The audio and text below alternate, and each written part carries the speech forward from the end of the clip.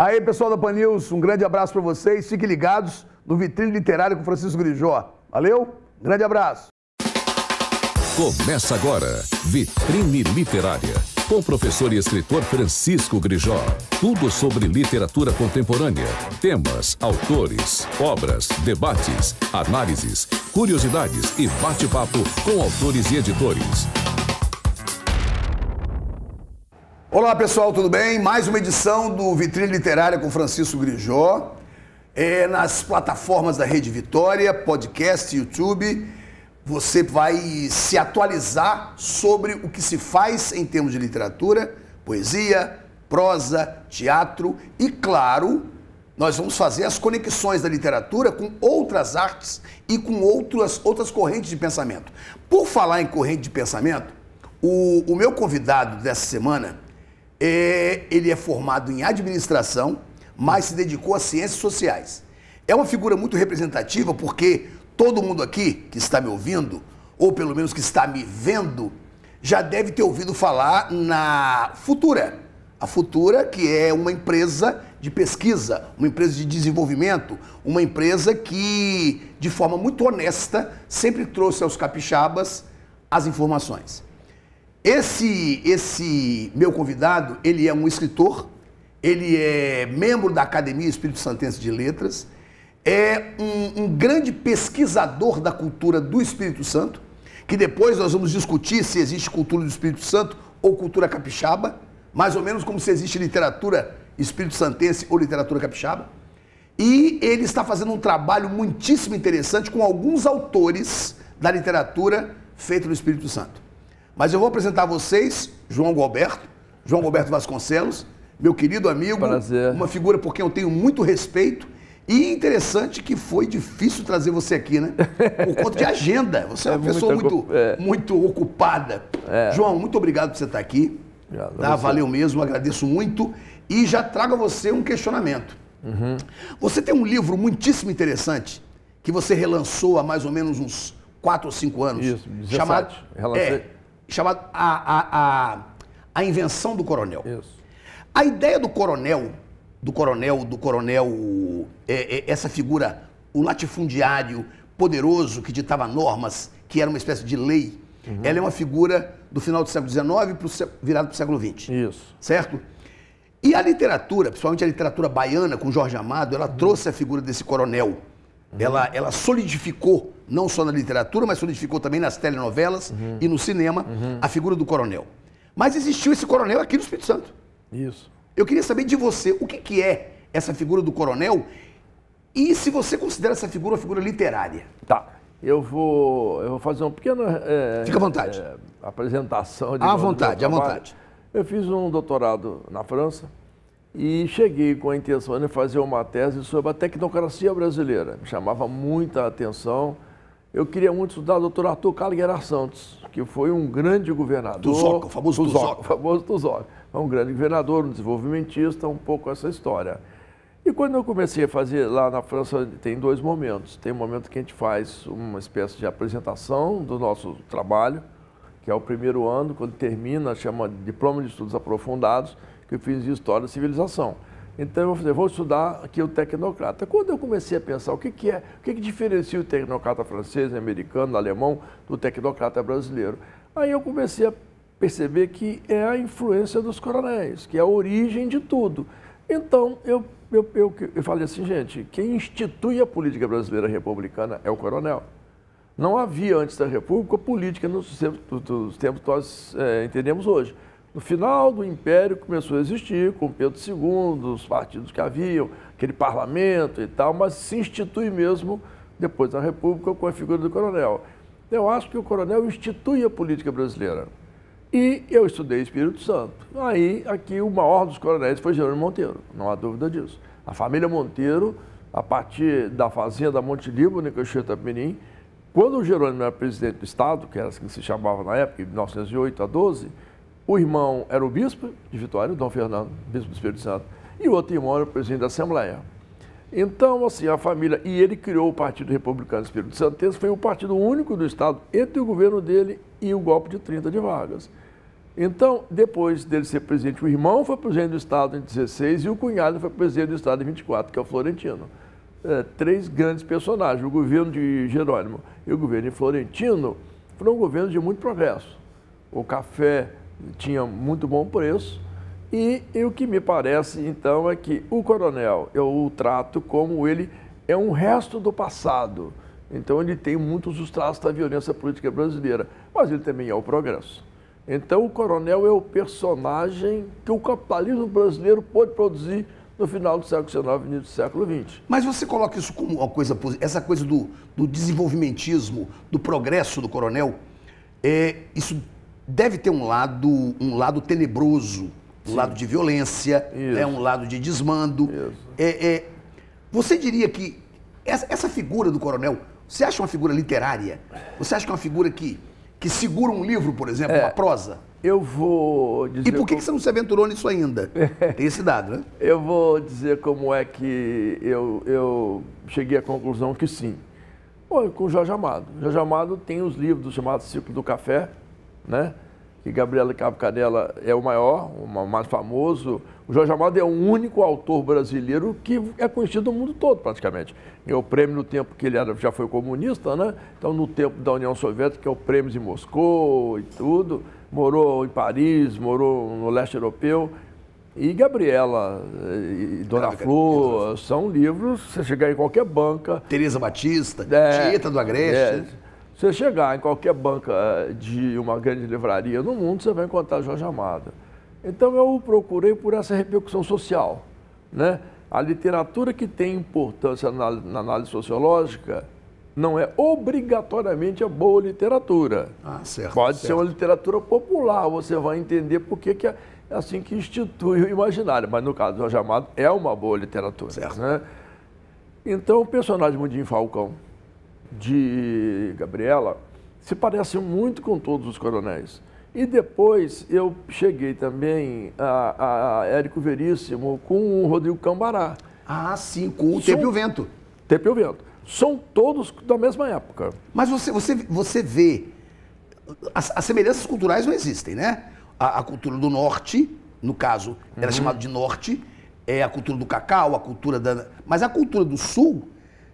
Já não tem mais uma ligação com a Argentina, com o Paraguai? Mas todo lugar na cultura brasileira, no imaginário político brasileiro, onde teve um desenvolvimento baseado na monocultura, seja a borracha, seja o cacau, seja o café, tem esses personagens que são... Se a gente chegar na sociologia, isso começa essa análise com Raimundo Faoro. Ele chama dos potentados rurais. Os potentados rurais são aqueles... Porque no Brasil colônia... Você tinha grande propriedade na distribuição das sesmarias, você tinha um poder local muito forte. A gente, às vezes, não presta atenção como as câmaras de vereadores foram importantes no Brasil colônia e no Brasil do Império. Porque, como tudo era muito longe, Grijó, aqui, por exemplo, em Vitória, a Câmara de Vereadores podia declarar guerra aos indígenas. Às vezes, o poder nacional... Ao invés de conversar com o governador-geral, vinha, ou com o vice-rei, vinha aqui conversar, por exemplo, de forma por carta, né, com o poder local. Então, assim, as câmaras de vereadores tinham muita importância. Para ser vereador, tinha que ser fidalgo, né, filho de algo, alguém de importante. Porque o regime do Brasil é um regime que, durante todo esse período aí, o projeto brasileiro era um projeto do atraso, né? Na verdade, nós reproduzimos aqui a sociedade do velho do ancião regime, do antigo regime lá europeu, misturado com a escravidão. Então, o arcaísmo era o projeto das elites para o Brasil. Nós não somos um país que teve tanta dificuldade de vencer esse período agrário à toa. O projeto era que ficássemos assim.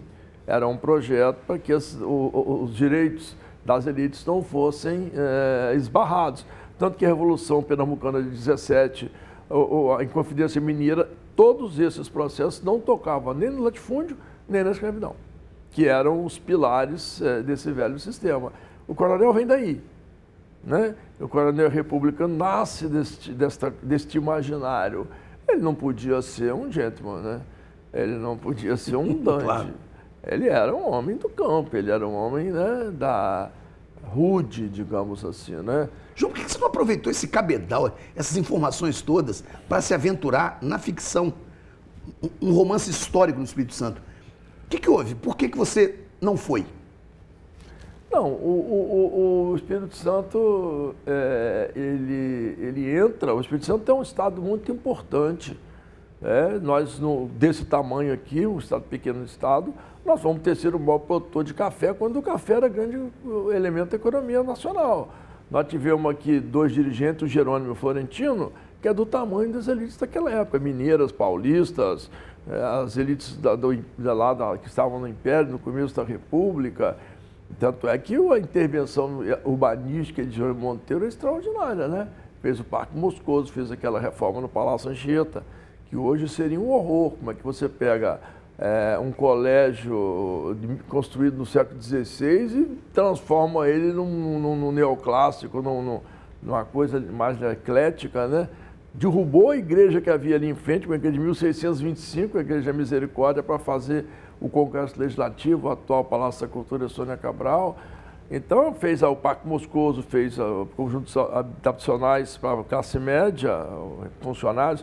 Ali onde funciona vários restaurantes, da Gama Rosa, ali aquelas casinhas eram casas que o Jerônimo construiu em 10 para morar funcionário público. Então, assim, comprou a primeira máquina de escrever para o Palácio Anchieta, ele criou o arquivo público. Então, um homem muito moderno com o tempo dele. Tivemos elites modernas, é por isso que nós podemos... Quando você vai na literatura, que você vê Mundinho Falcão em ação, fica fácil de compreender. O Mundinho Falcão, ele comprou aquelas primeiras...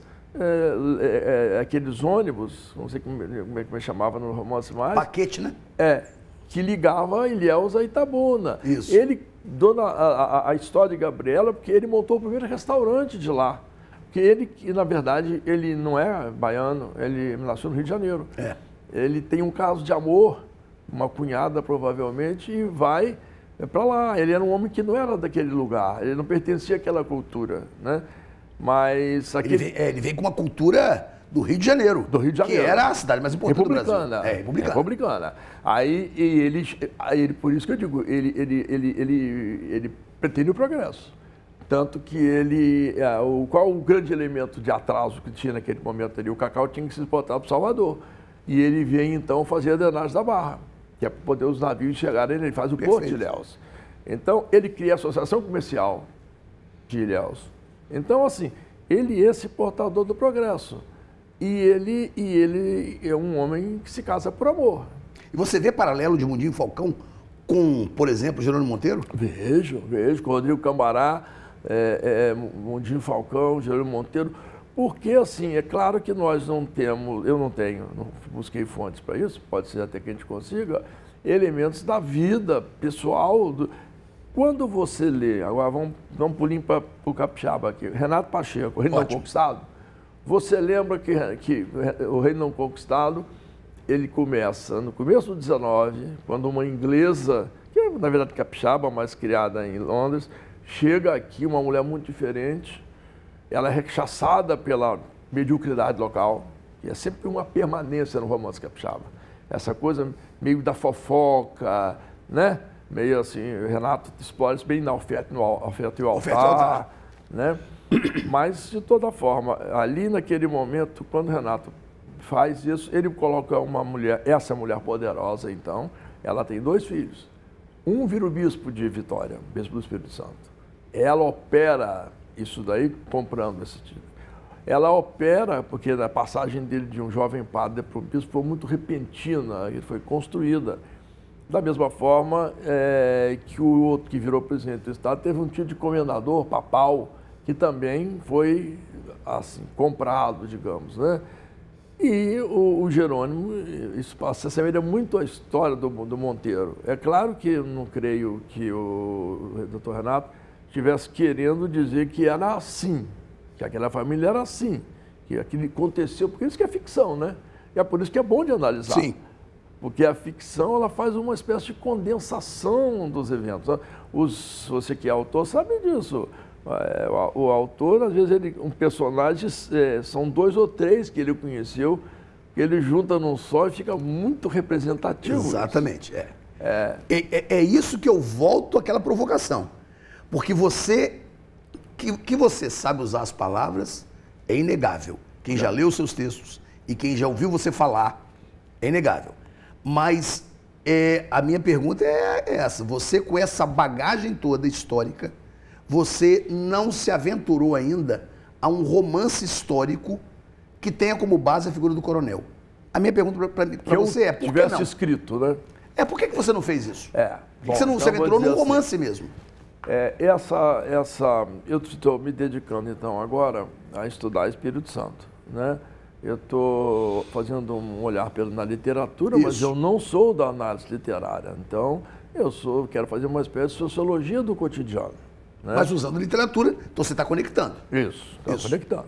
Então, eu comecei com o Dr. Renato, com Afeto e o Altar, que eu acho que é um livro admirável. Olha que ele institui um certo romance capixaba de 64. Ele faz uma inflexão nessa análise e tudo. E ele pega uma eleição de 1958 em Conceição da Barra. Isso foi calcado em fatos verdadeiros. Tanto que Getúlio Neves, lá do presidente do Instituto Geográfico, me mostrou a sentença a partir da qual o Dr. Renato escreveu esse livro. E o Dr. Renato era um sociólogo e jurista. Então, quando ele escreveu essa sentença, ele faz uma espécie de... E ele diz no texto lá da sentença que ele faz uma espécie de sociologia de Conceição da Barra. Ele não quer analisar só aquele personagem, ele quer analisar como é que aquela sociedade produziu aqueles personagens. É muito bacana isso, sensacional. E o livro chama O Afeto e o Altar a partir de uma passagem bíblica, acho que de Mateus, que ele faz, o padre fala, padre Felipe, acho, fala na missa que aquele lugar ali do Espírito Santo é uma oferta de Deus, é uma oferta da natureza. Mas o altar que os capixabas construíram é muito menor do que a oferta. Então a tese de Renato é que os capixabas são menores do que tudo que Deus lhes deu. O que você acha? Eu acho que, eu vou responder, e ele acha que o epicentro do romance dele é a fofoca. Tem Joaninha do Muxá. Eu lembro disso. E é uma central de fofoca. Então, eu acho que é assim, uma marca do imaginário capixaba. Eu acho que o capixaba é muito fofoqueiro. Mas, João, tudo bem, eu acho ótimo isso. Mas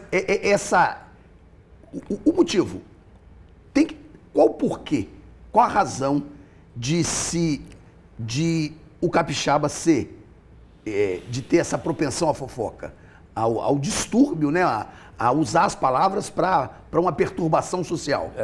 Eu acho que nós temos duas marcas. Eu vou lá, volto a Renato e volto aos coronéis também, porque se você pega a obra de Getúlio Neves, aquela memória repartida que ele estuda colatina, ele faz uma... Sim. Renato, o território é Conceição da Barra, o outro território é Colatina. Quando você pega Pedro Nunes, o território é São José do Calçado. Mas os elementos são muito parecidos. A fofoca está presente em todos os lugares, né? Assim, esses são personagens do mundo caipira, né? O Getúlio me chamou a atenção, Getúlio não, o Pedro Nunes, me chamou a atenção para um texto do Povo Brasileiro, do Darcy Ribeiro. Tem muitas entrevistas, que até ele me mandou o link, eu vi todas, e em que o Darcy fala do Código de Honra do Matuto. Ele diz que para nós é muito difícil honrar o Código de Honra do Matuto.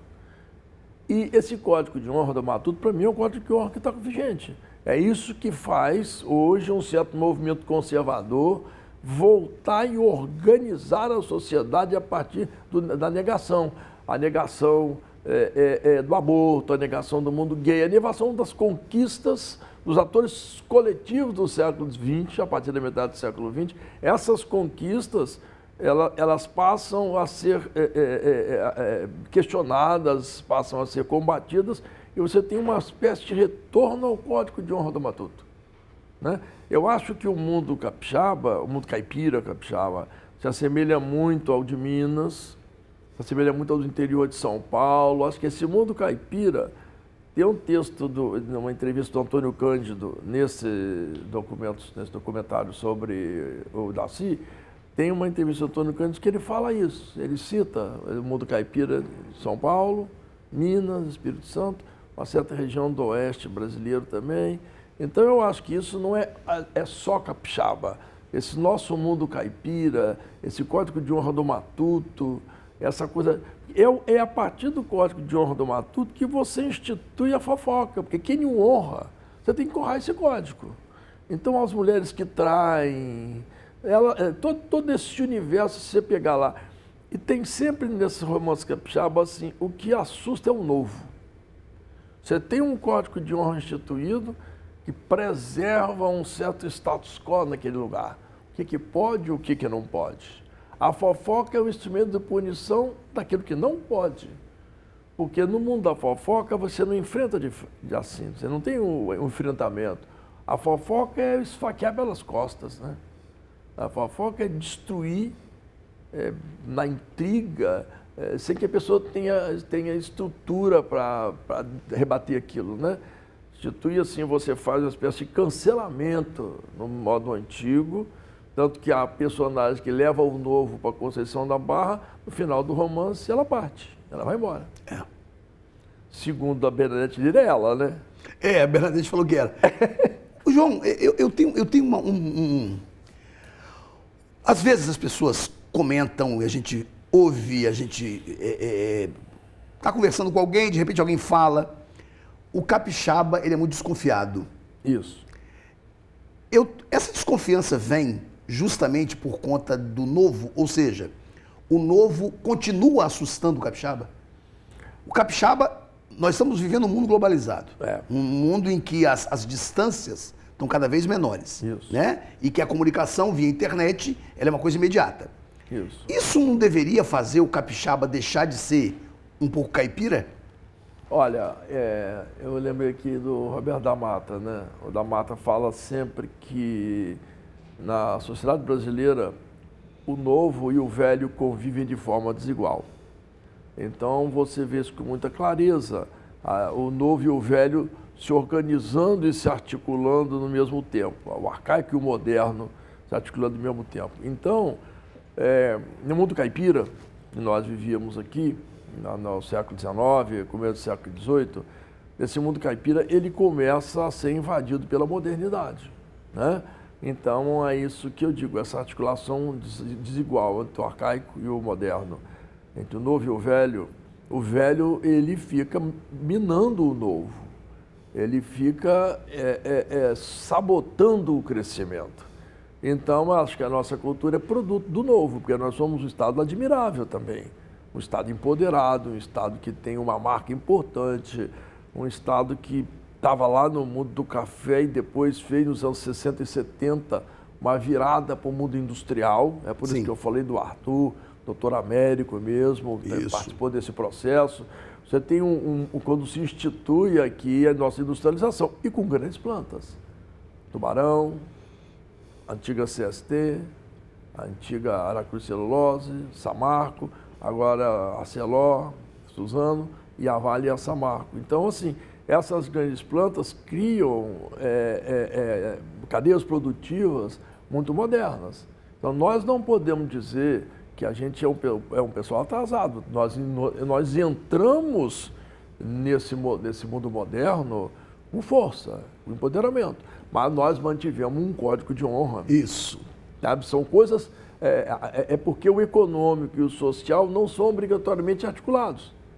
Né? Perfeito. No mesmo nível.